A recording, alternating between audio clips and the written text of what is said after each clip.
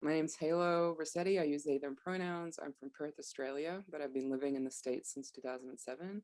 And I am about to graduate with my MFA in Film and Media Arts, specializing in directing from Temple.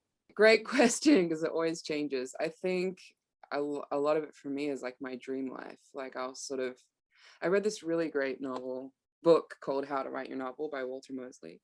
And or no, it's called This Year You Write Your Novel by Walter Mosley. And what he talks about in terms of staying in a project is to do something with that project every day.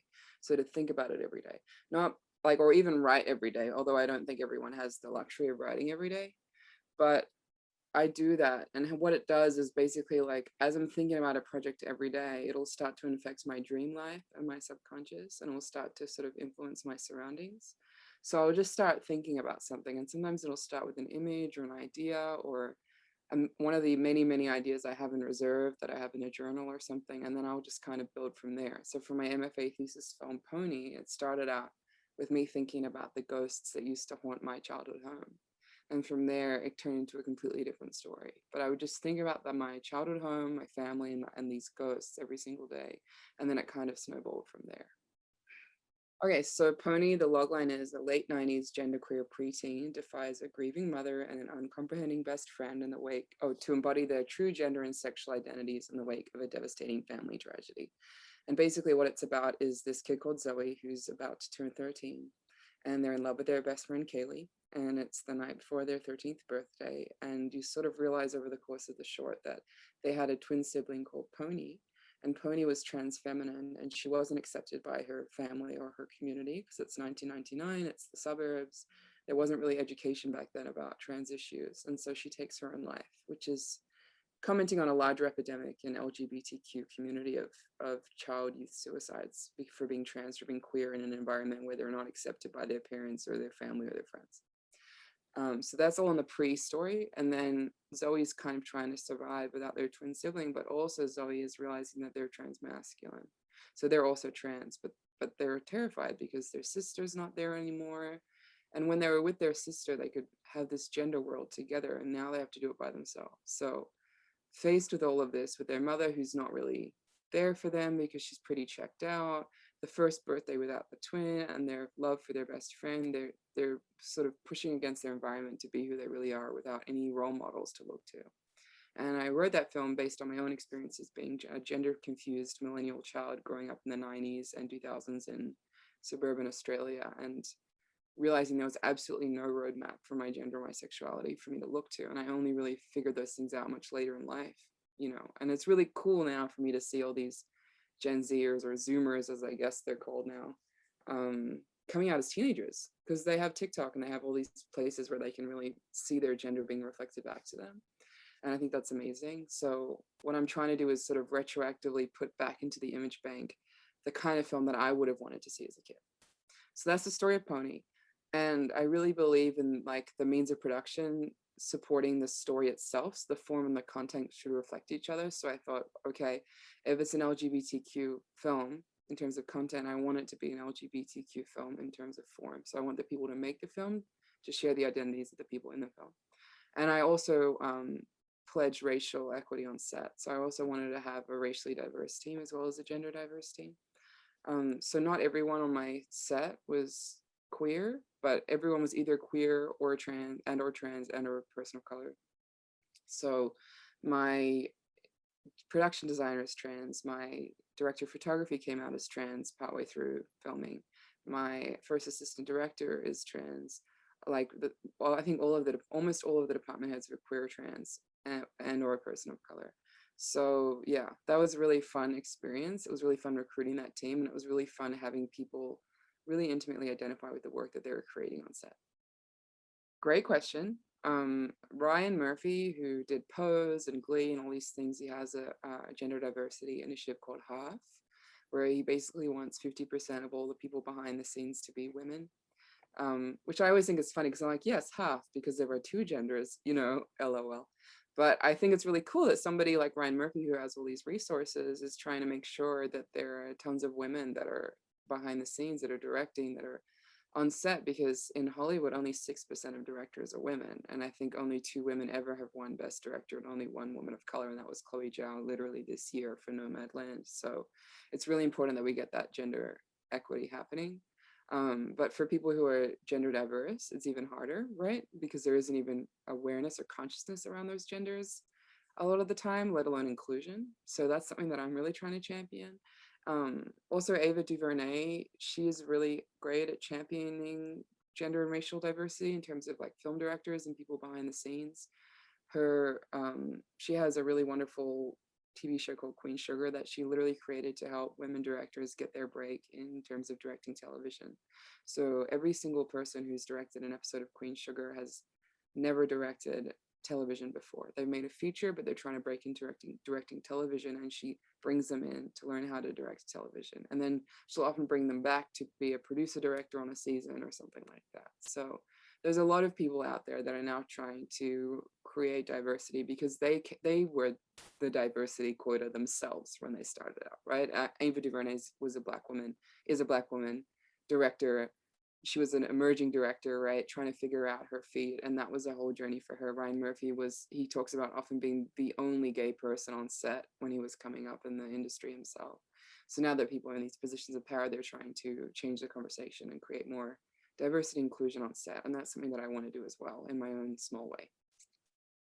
Well, it's complicated, right? Because I would give different advice to different people depending on what their goals are and what their identity is, right? So, as we know in the department at Temple University in freshman year in Media Arts 1, which I used to teach, you'll have this incredibly racially and gender diverse group of 150 students that all want to be filmmakers and major in film and media arts. And by the time you get to senior year, there will be 8 left. They'll all be white. 1 will be a woman, 1 will be a queer person. That literally was the case when I was teaching.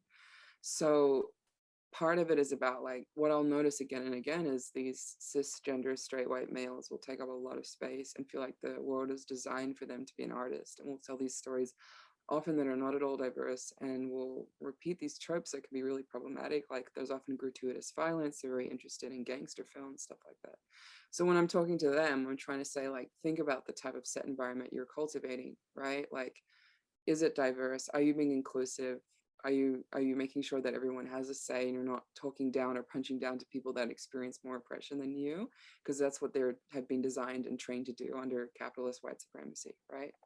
And then if I'm talking to people that have a minority identity, I will say like, form your teams, form your people, support each other, and make sure that you really fight for the resources that you need. And you come and talk to me if you're experiencing oppression or any kind of issues, and I will report it and make sure that like you have people on your side, and I will mentor you to make sure that you have the skills that you need and that you're able to access resources. And I'll often bring folks on set. Like I've had students that are POC or immigrants or queer or some combination of those things come on set with me to be able to experience what my sets are like. And I try to make sure that my sets are as inclusive as possible and that people are trained to really know how to be with each other and not recreate violences. And I try to make myself available.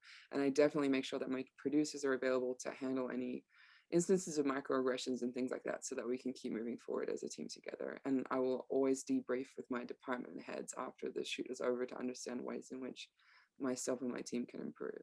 So that's generally how I approach things. And I would just say like, if you have been raised to think that you're not allowed to be an artist, right? That you have to do a trade, you have to do something that will benefit your community in these ways that are not necessarily creative, because that's often what we would hear, is that students of color would be pushed by the department, by their families, to go into trades, to go into communications, to go into practical degrees. And that makes sense because we live in this city that has a racial wealth gap of 250 years.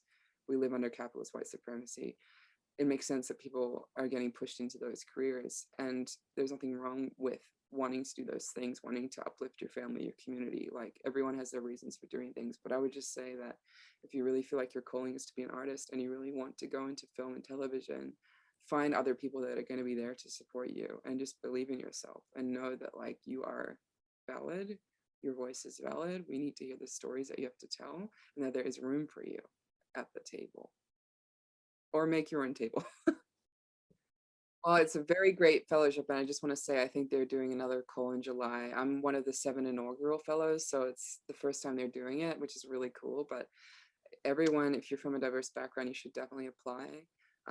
You get $10,000, which is nice. You get mentored by an industry professional, and you have 4 months to develop a TV pilot, and then you're trained on how to pitch that pilot to the industry, and then you try to sell it. So it's a really, really great way for emerging writers from a diverse background to break into the film and television industry. And it could not have come at a better time for me. I love my fellows. I love my mentor, Lawrence Mattis, who is the founder and owner of Circle of Confusion. And he kind of rose in his own career from discovering the Wachowskis and selling the Matrix. So he really understands about queer and trans issues and science fiction and the queerness and transness of science fiction, which is something that I'm very much into.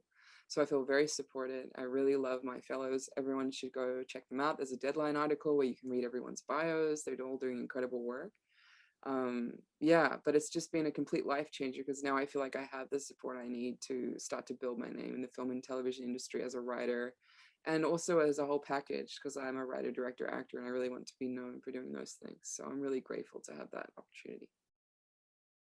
Great question. I'm really grateful to Temple for so many reasons. One is that I was 29 when I was figuring out what to do, and I'm an immigrant and I've been here on visas this whole time, and it can get very challenging to figure out ways to stay in a country that is very xenophobic. So, and I want to just acknowledge that I have a lot of privilege as an immigrant. A lot of people have way less resources and experience a lot more oppression than me trying to navigate the immigration system of the United States. Nevertheless, it still really impacts my daily life. So I really wanted to get my MFA, and I wanted to break into the film and television industry because I was in the art world, but I had these aspirations of making television and feature films.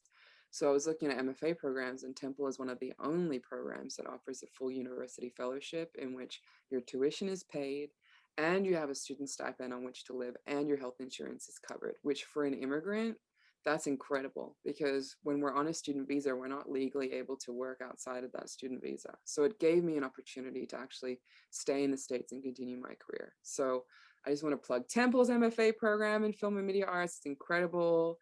Tyler School of Art also has fellowships. A lot of the other art programs have fellowships, and I really encourage folks to look into it. Then when I got to Temple, there were two things that were really impactful for me. One was that Temple was really interested in cultivating your independent voice. So no one tried to put pressure on me to make narrative film, to make video art, to make essay films. Like I could figure out what I wanted to do. And as somebody who was coming from a visual art, film, video art background, like art film background, basically, it was really cool for me to take all those skills and like try videography and make more video art and just keep messing around until I figured out the kind of things that I wanted to do. And I knew I wanted to end up with a degree that was really specializing in narrative film and writing, directing, but I really wanted to make sure that I retain the essence of my visual art, video art background. And so Temple was incredibly accepting in that way of helping me to cultivate my individual voice. Like people from Temple are not graduating trying to make Cars 5 or whatever, which is like often the case with certain other programs on the West Coast. So that was really cool. Also, Philly's a really wonderful place to go to grad school. I really love the community here. I was able to plug into a lot of radical leftist abolitionist community, and that was really nourishing and supportive to be able to live my politics like through making my art, but also in my daily life. And then the last thing I'll say is that I really met some incredible mentors, and Lauren Volkstein, Jeff Rush, Professor Nathaniel, Elizabeth Subrin. I just had the most incredible teachers, and I really feel like they will be on my team for my whole career, and that I will have created long-lasting mentorship relationships that will last the rest of my life. So I'm really, really thankful to Temple for those things. Great question. So cool. I really want my TV pilot Aloft to get up. I'm working on it right now, so I don't want to talk about it too much, but it's a work of queer science fiction that's very grounded in reality. So it's more speculative fiction. I'm really interested in finding works of speculative fiction and science fiction that or maybe creating, maybe that's a better term. I'm interested in creating works of speculative fiction and science fiction that are able to tell the story of what it means to be a queer and trans person in this moment. And I'm really, really drawn to works like that. So that's the kind of work that I want to make. And I really want my TV show Aloft to get up. So if it does get up, you saw it here first. Yeah, and I'm also interested in building my team. I want to work with queer trans people. I want to work in racially diverse environments. I also really want to work with writers and directors and other people in the film industry that have disabilities. Only 1% of film writers are disabled, and I think that really number should really increase. So I'm wanting to build my team, and I'm wanting the people creating the film to really reflect this queer sci-fi, like pseudo-utopian world building that I want to do within my stories. And I want to tell stories that really uplift our communities and try to reimagine a future that's more positive and more inclusive for everyone. Pony is currently fundraising for its post-production, exhibition, and distribution phases.